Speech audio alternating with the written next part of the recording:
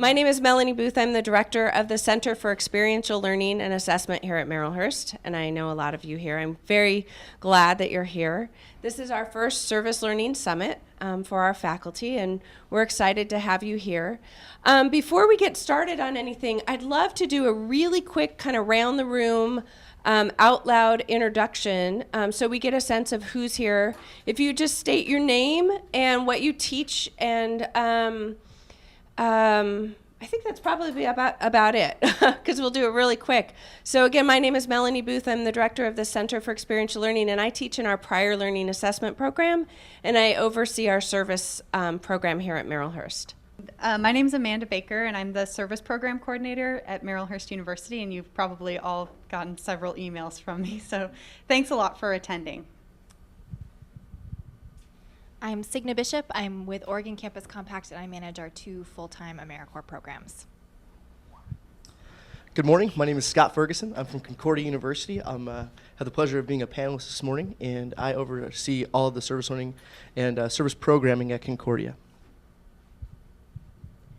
I'm Val Hammond, and I simply teach for the Religious Studies Department. I'm not connected yet with the service program. Michael Hampton, Director of Service Learning and Career Development at Western Oregon University. Good morning. My name is Lisa Jo Freck. I teach in the science department here, a number of different classes, and I don't mean to appear antisocial, but I have a really bad cold. I'm Joan Myers, and I teach writing, and I work with students on individual writing projects here at Marylhurst University. Pat Willis, teaching the science department, multiple classes like. Hi, my name is Greg Dardis. I'm lucky to be on the panel too, and I teach in the math and science department here at Marylhurst as well as Portland State. I'm Michelle Kramers. I'm associate faculty in the interior design department. I'm Diana Milia in art therapy department. I'm Laura Moulton, and I will be teaching a service learning class this summer. I'm an adjunct faculty. I'm Jess Lamb, and I teach writing at Portland Community College, and I'm the faculty service learning coordinator for the Southeast Center campus. Hi, I'm Wendy Butler. I'm adjunct faculty here, and I teach in the graduate business program. Stephen Belding, teaching in the accelerated online program in both undergraduate and graduate business. Lynn Brown, career services. I teach life work planning and career transitions and map completion. I'm Kirsten Gauthier-Newbury, and I also work in career services. I actually coordinate and instruct all internship students in a lot of the liberal arts areas and business and communications, and I also teach a career transition class as well. Hi, I'm Susan Carter. I will be the panel moderator today, and I am adjunct faculty as well. I teach mostly in the Master of Arts in Interdisciplinary Studies program, and I was so pleased to be able to offer the first formal service learning class last summer, and now we have 2 classes per year of service learning seminar called Compassion in Action, which just started last night. So I'm very happy to be here with you today. Hi, I'm Mary Cote, and I'm an adjunct faculty member. I normally teach the required orientation course for all undergraduates, and occasionally I teach a course in another department. And I'm Roger Weeks, and I teach in the graduate program with the Religious Studies program. We teach career development and help students find out what they want to do in religious studies. I'm Carolyn Fairweather, and Roger and I teach together in the Religious Studies department in the graduate program. Good morning. I'm Iris Savich, and I teach in the MAISE program, same as Susan, a cultural competency class. And I'm a private consultant and also work with other local universities. I'm going to take a couple of minutes this morning to tell you how the service program has emerged here at Marylhurst. A couple of years ago, when President Johansson came to Marylhurst, she initiated an Envisioning Marylhurst process. And this was a strategic planning process for the university. And we really spent about 3 days as a group really thinking about our mission, deeply reflecting on who we are and what we value, and really thinking about our future. And one of the things that emerged from that was a desire to more intentionally enact this part of our mission, which is that Marylhurst University seeks to aid students in advancing their goals for responsible participation in a rapidly changing world by pursuing and encouraging its students to pursue the ideals of competence, leadership, and service. And from this emerged ideas about incorporating service learning more intentionally, becoming a community or continuing to be a community that is really active in meeting the needs of communities, and really being able to walk our talk as faculty for our students. What we also found out was that a lot of us are already doing a lot of stuff in this vein, and a lot of our students come to us because they also are, and they're finding a home in which they fit, in which they can kind of formalize that. So it's an exciting process. One of the specific goals that emerged out of Envision Marylhurst was to start a service program, and so we turned to Oregon Campus Compact for some assistance, and they'll tell you a little bit more about what they do. Our service program goals are kind of threefold. The first is to increase the amount of engagement in service-oriented programs and activities. And when we talk about service-oriented, we really mean serving communities in need. And we have a focus of educating, raising awareness about systemic issues, and poverty alleviation. And this is aligned to the goals of Oregon Campus Compact, as Signa will soon tell you. We want to positively impact community needs by the quality of our service. And we want to really develop a sustainable culture of service here. And that is really important in terms of engaging our faculty in this work, because so much of what we do and what we can impact really starts in the classroom, whether that's online or face-to-face. And so we're working on that. As I mentioned, we turned to Oregon Campus Compact to help us launch our program, and we're in the middle of our second year of grant funding from ORCC and AmeriCorps Vista. The funding allows us really a position, which is Amanda's position the last 2 years, to identify, create, and maintain service partnerships. So this is the first major activity of the service program. We have partnerships with Oregon Food Bank, Clackamas Women's Services, Susan's class did some work with Dress for Success, and a variety of other Hunger Relief Task Force and a variety of other agencies like this. The partnerships helps us kind of support and feed the other two arms of the program, which is to identify and coordinate service activities for faculty, staff, students, alumni. Some of these are awareness building activities. This month we have Spring into Service here, which is a month-long celebration of service really focused on supporting environmental sustainability and improving environmental conditions for humans who live in them. And so those are the kinds of activities that the program supports. And then the third, and which is why we're here, is to really identify and create and formalize service learning courses and programs for our students and for ourselves, because so much can really come from that. Let's see. And I think at this point I will turn it over to Signa, who will talk about Oregon Campus Compact's work and how they lend support to higher education to do the kind of work that we're trying to do. Thanks, Melanie.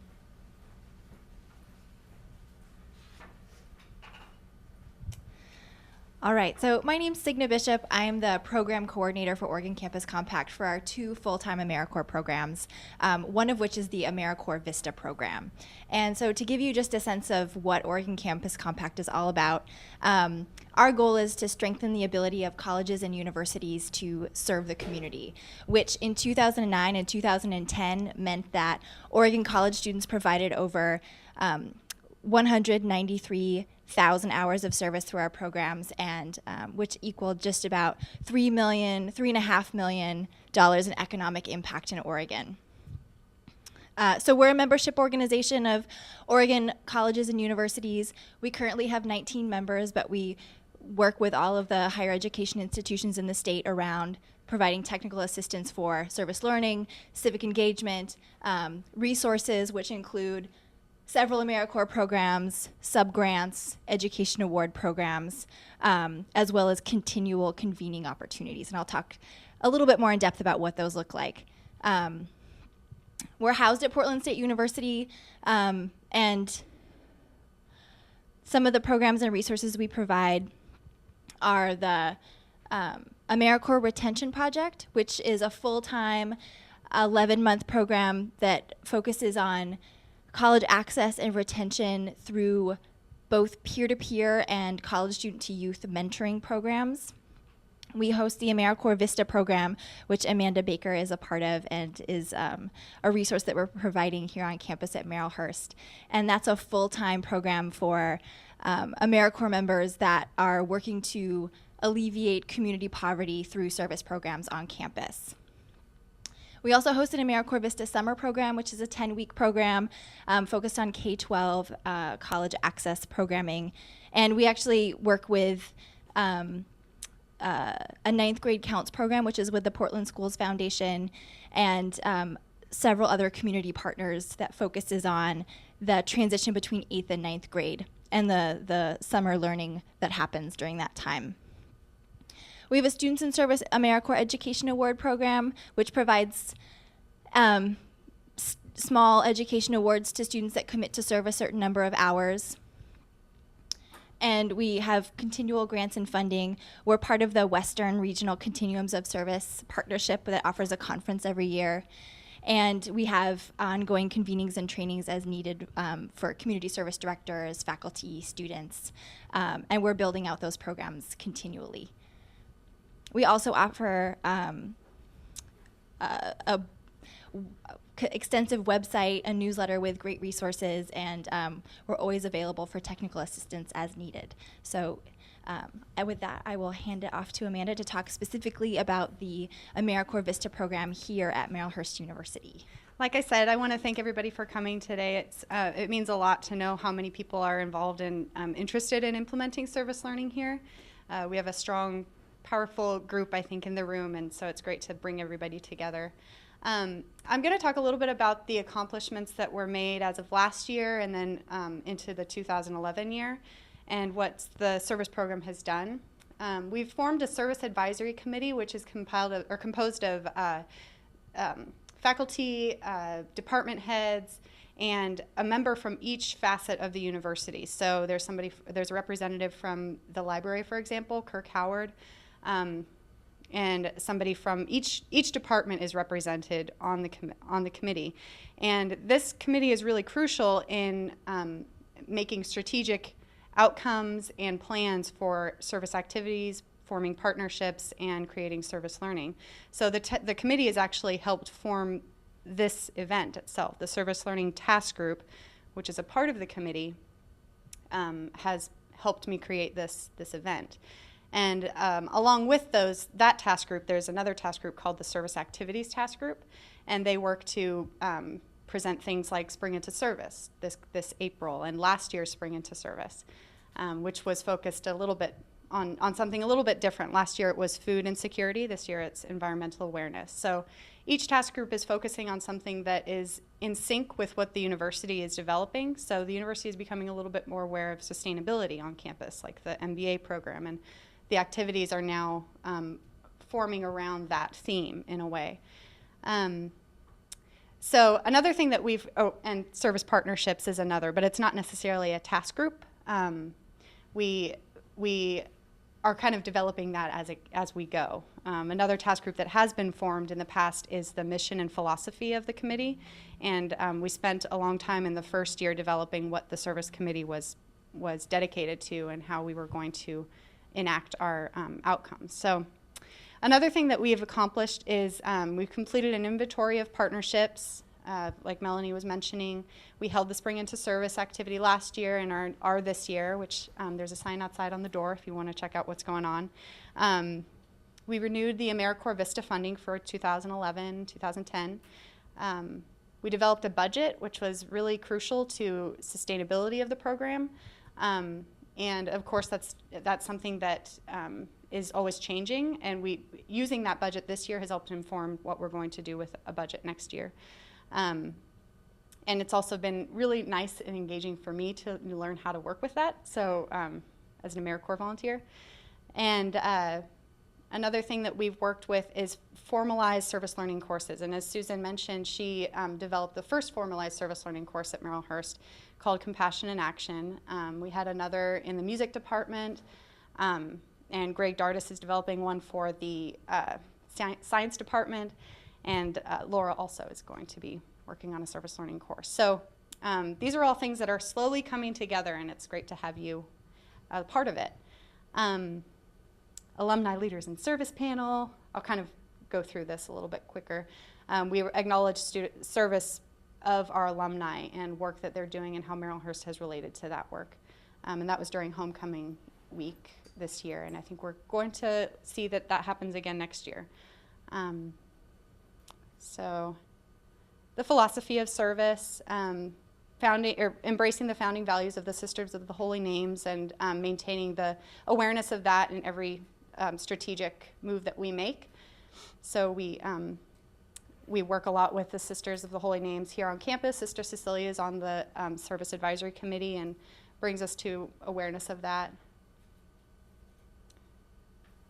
And I'm going to talk a little bit about what service learning is, just so we have a platform to bounce the panelists' ideas off of, and so they don't have to explain what it is, but they can explain more deeply what they do with it. So it's a pedagogical model that intentionally integrates academic learning and relevant community service. So it's a combination of service to the student as well as service to the community, and transformational experiences that come in to the community as well as to the student. Service learning is not just volunteerism, not that volunteerism is a bad thing, but there's a reflection piece that's really crucial to service learning, and that can be in the form of a paper or a final project.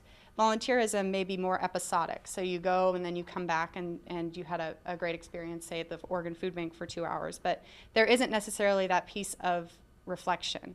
Service learning provides that in a formalized way, and it also provides a group of people to communicate your experiences with, which allows you to, when you go again, when you volunteer again, be more intentional on what type of service you're doing. It's also not just an addition of a community service option or requirement in a course. So it's not an option in a course. It's embedded within the curriculum. So a lot of the readings that happen before the service takes place are crucial and embedded within the class. So service is part of the course the whole time, really. You just become more informed of service and your impact on community, or students do. And this is a nice slide that shows the continuum of service learning experience. So right now, we have service activities available, like the Oregon Food Bank. We have a monthly visit there, which falls at the very beginning of that service activity, or the service learning spectrum. It provides an opportunity for people to get out in the community and do something that they feel good about and that is really helping our community. And then the other end of the spectrum is full-blown service learning, where we have a course that allows students to contribute their ideas before they do service projects, and then they come back or they go and do their service work in light of what they learned and what they studied. And then they come back and do a reflection piece with the class, or in the form of a paper, so or some other project that's really up to the course and the teacher. So that's an idea of how we're looking at service learning right now at Marylhurst. We are really open to all different types of service learning, and acknowledging whatever kind of service you're doing within your course, and maybe seeing where it falls on the spectrum. If it can fall a little bit closer towards service learning, we want to see what we can do to help that. And Signa, myself, and other faculty, adjunct faculty, and resources that are in this room can help push you along that spectrum. The 6 elements of service learning, which I should say are available online on My Marylhurst, just for your reference. 6 elements of service learning. The student provides meaningful service is one. The service that the student provides meets a need or a goal of some kind. Members of a community define the need. The service provided by the student flows from the course objectives. Service is integrated into the course by means of an assignment that requires some form of reflection on the service in light of the course objectives. And the assignments rooted in the service must be assessed and evaluated accordingly.